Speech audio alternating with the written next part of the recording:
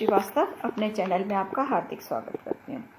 Friends, ये areca palm है और इंडोर प्लांट्स में सबकी पसंद नंबर 1 एरिका पाम ही होती है। और ये 2 तरह के होते हैं। ये डॉर्फ साइज़ का है जो मैं आपको दिखा रही हूँ, और जो मेरे ऊंचे वाले प्लांट हैं 6-7 फीट ऊंचे जो बड़े वाली वैरायटी होती है, वो मैंने अभी बाहर रख रखे, इसलिए अंदर इसको ही लेकर आई हुई हूँ। तो अभी दिवाली का टाइम था, काफ़ी दिन से अंदर थे तो इसलिए निकाले उनको बाहर। तो अभी इन्हीं की विंटर केयर के बारे में आपको मैं टिप्स देने वाली हूँ कि विंटर में हमें इनकी क्या देखभाल करनी है, जिससे कि फरवरी मार्च में हमारे पास बहुत अच्छी हालत में रहें और बहुत अच्छे लश ग्रीन दिखते रहें। ये बहुत अच्छा एयर प्यूरिफाइंग प्लांट है और आप कमरे में रखते हैं तो कमरे में बड़ी ग्रैंड दिखता है, भव्यता बनाता है, कमरे को बहुत सुंदर बना देता है, तो इसलिए फर्स्ट चॉइस है। तो इसकी केयर भी बहुत अच्छे से हमको करना चाहिए। तो फ्रेंड्स, नंबर 1 पे आता है अभी विंटर्स में कि जिन जगहों पे टेम्परेचर लो है वहाँ पे अच्छा रहेगा कि आप प्लांट की मल्चिंग कर दें, ठीक है। और जिन लोगों ने बाहर रख रखा है वो उसकी मल्चिंग कर दें। अंदर रखा है मल्चिंग तो आप अंदर भी कर सकते हैं। तो देखिए, मैंने जो मल्चिंग की है, मैंने ड्राई लीव्स की मल्चिंग की है। और मल्चिंग के पास आपके पास बहुत सारी ऑप्शन है, आप कई चीज़ों की मल्चिंग कर सकते हैं। मल्चिंग पे सेपरेटली मेरा एक वीडियो है कि मल्चिंग से क्या फ़ायदे और क्या नुकसान है, उसके मैं लिंक आपको दे दूँगी, आप उसे वहाँ से चेक कर सकते हैं, ठीक है।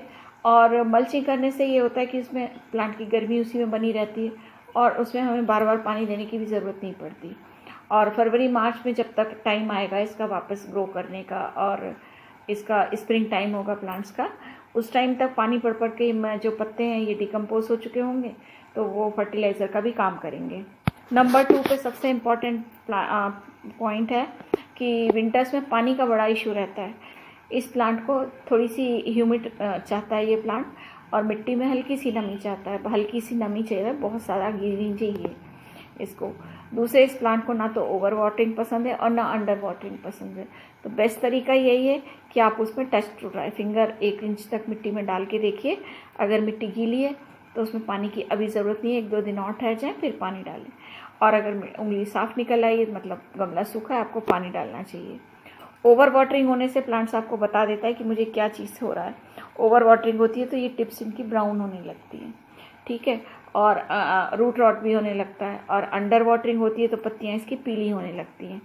तो ये आपको ध्यान रखना चाहिए। इसी से संबंधित एक चीज़ और क्या होती है कि आपको लगता है कि पानी बहुत ज़्यादा टाइम में सूख रहा है, तो आपको नीचे चेक कर लेना चाहिए इसका ड्रेनेज होल, कि कहीं ड्रेनेज होल बंद तो नहीं हो गया जिसके कारण कि पानी इसमें रुका हुआ है ना। तो गमले को टेढ़ा करके लिटा दीजिए आप, और उसमें स्क्रू ड्राइवर या कोई कील लेके उसको ठोकिए नीचे से, छेद में से, तो जो आपने जो गिट्टा रखा है वो थोड़ा ऊंचा हो जाएगा, तो पानी उसका निकलने का रास्ता बन जाएगा।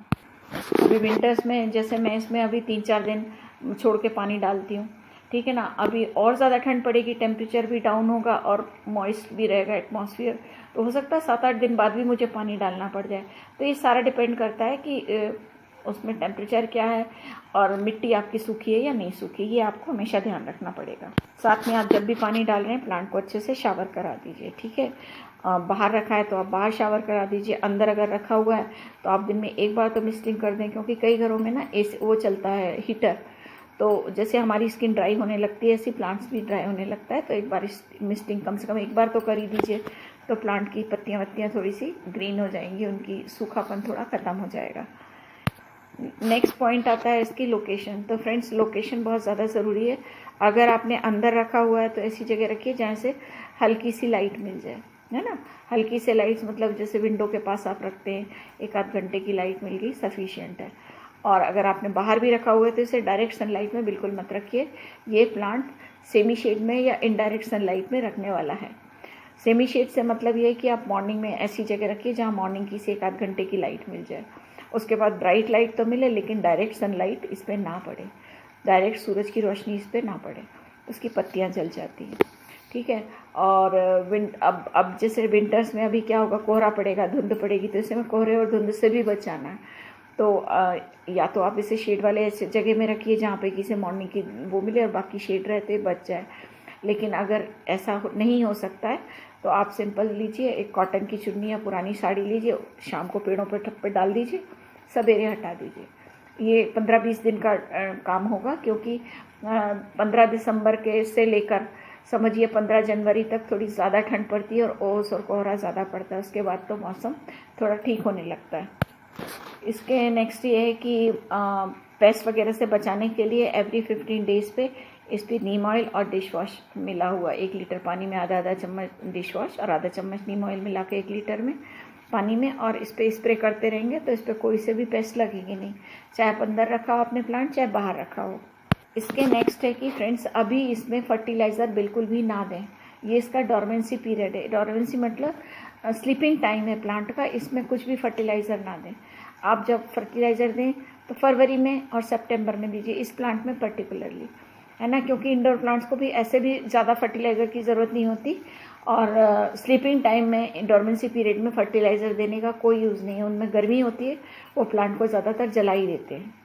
तो जब फरवरी स्टार्ट होगी तो मिड फरवरी एंड फरवरी में हम इसकी गुड़ाई करेंगे खूब अच्छी सी, और तब देंगे फर्टिलाइज़र। और नेक्स्ट पॉइंट बहुत ज़रूरी है फ्रेंड्स कि अभी सोचते हैं लोग कि चलो अभी विंटर टाइम है, टेम्परेचर कम है, धूप भी कम होगी, और तो इसका लाओ रिपोर्टिंग कर देते हैं।